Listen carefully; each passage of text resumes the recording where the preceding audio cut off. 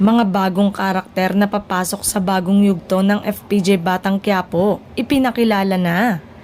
Sa espesyal na handog ng nangungunang teleserye sa bansa na FPJ Batang Quiapo, sa kanilang ikalawang anibersaryo at pagsaludo sa tagumpay ng serye na ginanap ngayong araw.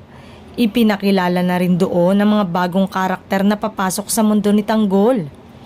Ilan sa kanila ay ang unang pagkakataon na makakasama ang bida at direktor na si Coco Martin at ang ilan sa dati ng nakakasama ng aktor sa mga dati nitong teleserye. Tunay ang sinabi noon ni Direk Coco na bigatin ang mga pangalang mapapasama sa mga bagong episode ng serye.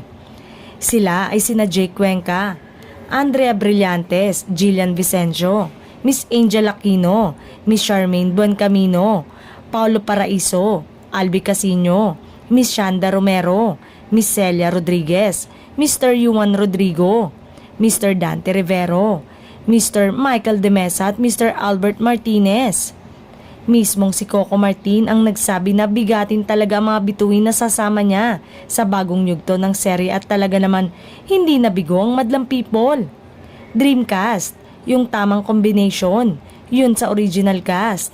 Hangad pa niya na sa pagpasok ng mga bagong karakter sa serye, ibang Batang Quiapo na ang napapanood nila.